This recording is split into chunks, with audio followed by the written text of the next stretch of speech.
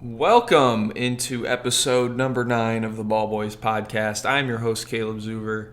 With me, as always, Mr. Alexa Matievich. And Alexa, it has been a while. Both of us have kind of been busy with some things, sorting things out. But we're going to finally get an episode back up on YouTube. It's going to be a short and quick one because there's so much going on right now in the world. And I don't think sports is really at the center of any of it. But we do have a couple things to talk about. But how you been? We got Thanksgiving break and Christmas break all in one coming up for us here. How you been, buddy? Lately, pretty tired. A lot of work, like you mentioned, classes and stuff. But we are almost there till the break, 2 weeks. So I'm swimming. Yeah, we are swimming, keeping our head above water. All right, buddy. So, we're going to start off in the NFL. I feel like when we talk NFL, it usually comes last. But we're going to talk a little NFL. In the games, there aren't great games this weekend, but they're pretty solid. And so first, let's talk about the Seattle Seahawks, who are only a one-loss team. Russell Wilson still playing great. They are going to Buffalo to play the Bills, who, again, started out 4-0 and have kind of faltered a little bit. And they haven't been impressive the past couple weeks against the Dolphins and the Jets. So what do you think happens here? I really do think with the Seahawks going out east across the country, I think it'll make for an interesting game. What do you see happening? I agree with you. It will be a very interesting game. You mentioned the Bills they started off 4-0, so that was great. But, tough win against Jets. I mean, Jets are 0-8, and, they couldn't even score a touchdown on them. They still won, so at the end of the day, that matters. But this is a more talented team than Jets. So if you cannot get touchdowns on Seahawks, then I don't see the outcome of you winning. Prediction? 23-20 for Seahawks. Good. I love Seattle, and again, it's weird because Buffalo they had a couple of their wins, like we said, against the Jets and like the Dolphins early in the year. It's just like those teams aren't great, and so you're saying they're playing Seattle, a team that's one loss, and but I think Seattle having to travel across the country. And the Bills just needing that signature win on the year because they have not had that yet.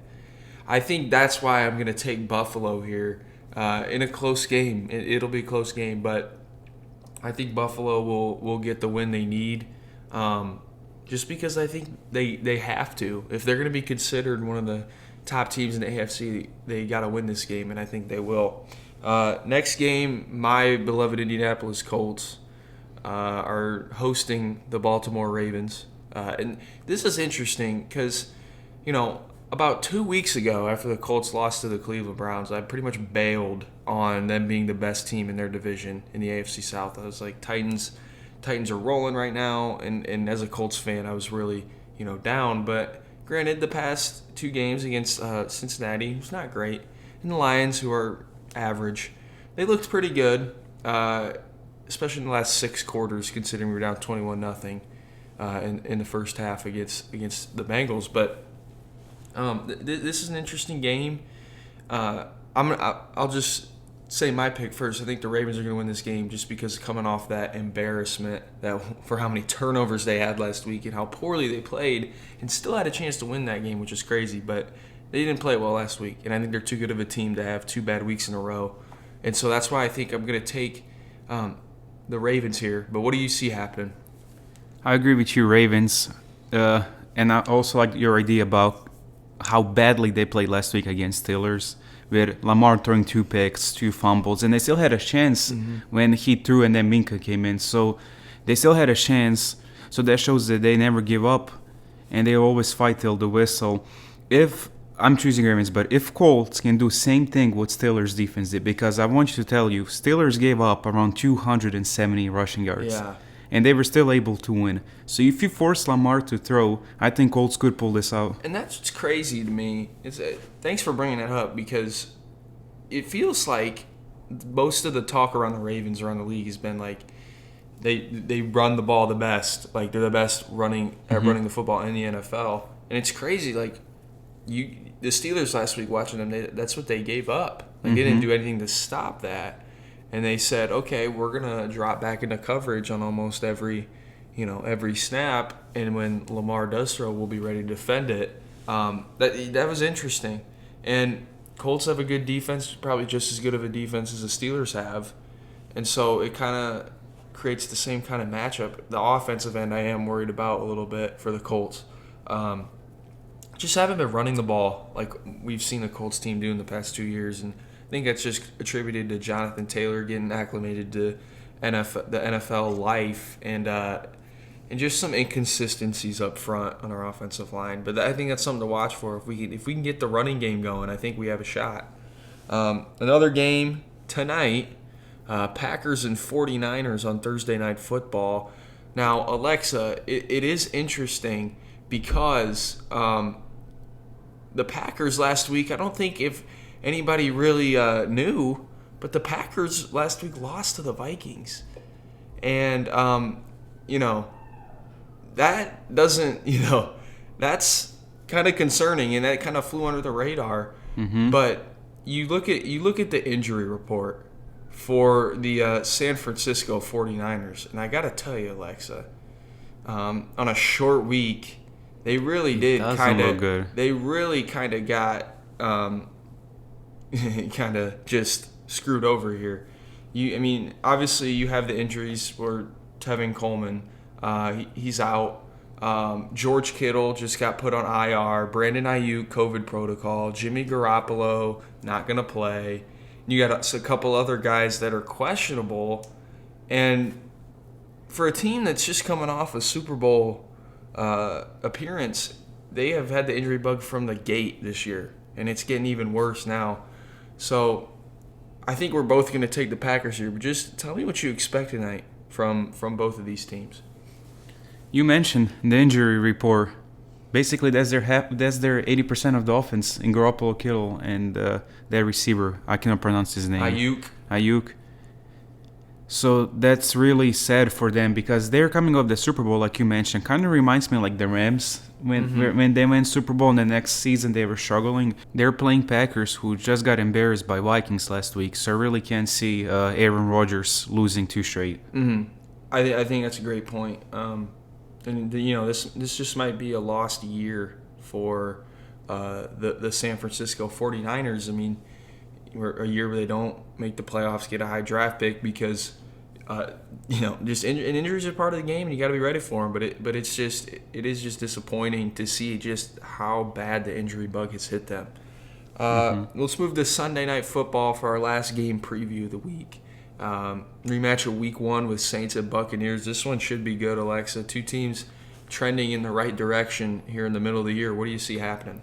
I can't wait for this game. The divisional rivals are going on Sunday night. It's going to be an awesome game. Bucs are struggling against Giants. I mean, they won. There was a questionable play at the end, but they pulled it out of New York with a win.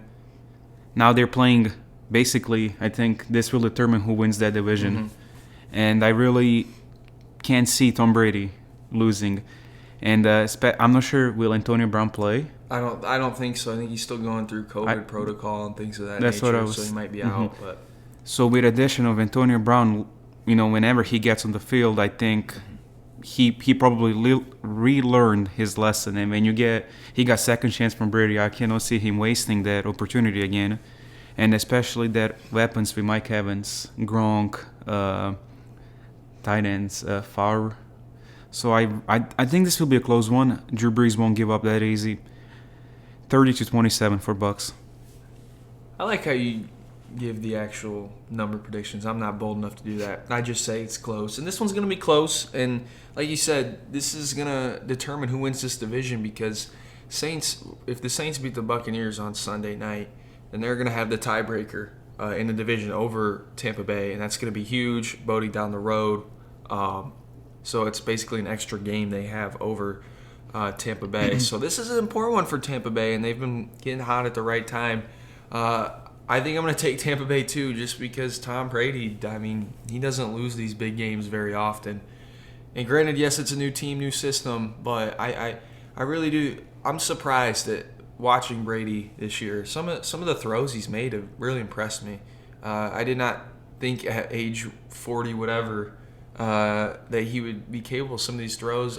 One that sticks out to me is a throw to Scotty Miller against the Raiders 2 weeks ago, which was really an amazing throw. And I sat there saying, that might be the best throw he's made in the past 5 years. So I'm looking to see how he does against the Saints secondary that's kind of underperformed this year. But we'll see. I'm definitely excited for that one. Let's shift to the NBA. We're going to touch over this briefly, but the NBA Players Association expected to announce a 72-game season starting on December 22nd. Alexa, the discussion is still ongoing, but how would you feel about a 72-game season starting then? I feel like it's a rush to start the season on December 22nd, especially since 2 weeks ago or something like that, the NBA season ended. So for teams who went deep, like of course Heat and Lakers, but like for example Boston, who finished week before that, they didn't have enough break. And also looking, you have NBA offseason, you have the draft. So if they start 22nd, they'll have free agency in 2 days after the draft, and they'll have to rush with the scheduling and stuff. Mm-hmm. So I think they should move it maybe sometimes around January, and then have like 60 to 66 games. And they can get the season over like they would do regular season and start playoff at the same time. Mm-hmm. Yeah, I definitely agree. I think I would have loved to see like a Martin Luther King Day start, and just a 60-game season. I think 60 games is about what we played this year, mm-hmm. and it was more than enough to tell who were the best teams. Like, I think that's what the more ideal situation is. I'm really surprised that these negotiations have gone so swiftly. I thought the NBA players would have came out and said, no, we don't want to start that early. We need some more time. But I think what you'll see if they do start on the 22nd, you'll see older guys, older vets, like LeBron James, maybe Kevin Durant because he's coming back off injury, just either not go as hard in the regular season or just take some time off completely. And I don't think I would be against that. In our day and age, we're so stuck up on titles and how you perform in the playoffs, and that's what this sport's about. It doesn't matter what you do in the regular season, and I think you'll see a lot of players do that. And I don't think I'm necessarily opposed to it. And I think you will see that in some capacity. It just depends on who and what lengths they're willing to go to do that. Just to wrap up this episode, Alexa, our team, the Ball State Cardinals, last night began their quest for a MAC championship. They played Miami of Ohio and ended up losing in overtime, 38-31. And Drew Plitt went 19 of 32 for 309 yards, 1 TD, and 1 pick. And that 1 pick was costly in overtime through the pick. Obviously, college overtime rules, you get the ball at the opponent's 25 through a pick, so we didn't score there. And then Miami of Ohio scored a touchdown. But I thought, we've talked about how Huntley and Hall are returning, as well as Plitt. But Huntley and Hall and Plitt make up that three-headed monster from last year, who they did really well last year. But that's what we were expecting, this year, them to really carry this team. And they did last night. Huntley, 21 carries, 130 yards, 2 touchdowns. And then Hall had a 66-yard touchdown. He had 4 catches, 124, and a tutty. So I think that's what we expected. But, it was just a shootout. And 478 total yards for Ball State to 422 for Miami. Turnover battle was even. And just time of possession, Miami did edge them out. And Ball State was better on third down. And it's just really interesting when you look at the box score. Felt like Ball State really had that game. But, they did get down 10 in the fourth quarter, had to climb back in it. So what did you think of the game last night? What do you see moving forward? So tough loss to start the season. You mentioned Ball State was better on third down. The 3+ players on offense, they're coming back. They did their job perfectly. But it's a tough loss, especially in overtime. And, I'm looking right now. Next week they play Eastern Michigan. It's a home game for Ball State. Eastern Michigan came also of a loss yesterday to, Kent State. They lost 27-23. So, Ball State has to, the season's short, so they have 5 more games. So they need to rebound. It's a loss, but you need to quick rebound, get ready for Wednesday, grab them. This is, I think, important game for them. If they win, there's still a chance. But if they go down 0-2, it's going to be very tough because the schedule is short. Yeah, I absolutely agree. Couldn't agree with you more. In this short season, you got to forget things quickly, and you got to move on, and that's what all these teams are going to do. And, yeah, you said it perfectly. It's a huge game on Wednesday against Eastern Michigan. I think it's a game they should win, but if you go down 0-2, your chances are slim. But if you win, you're right back in the conversation. And if you beat everybody else on the rest of your schedule, like, you got a really good chance to get to Detroit in the MAC championship. But we'll see how that unfolds. I hope for the people listening that this was a break from reality for a good 10 to 15 minutes, whatever this ends up being. Alexa, anything else you would like to add before we sign off? I think that's it. Thanks for the support, guys, for listening, and just hang in there. It's going to get better. Shout out. Who should I shout out today? Do you know who you're going to shout out? I'll shout out my boy Minka, man. That play at the end, I thought it was a touchdown. I was about to fall on my knees when we were watching. I thought that was a touchdown, being honest. And he just came and just, I was happy. Yeah. I'll give a shout out to my boy Chris Olave from the Ohio State Buckeyes. He big play receiver and always comes up clutch. In that game this weekend against Penn State, looked like Penn State was getting back in the game. Chris Olave came through as he always does. So for that, Alexa, we'll let you go. Have a good rest of your guys' day, and tune in next time on the Ball Boys podcast. See ya.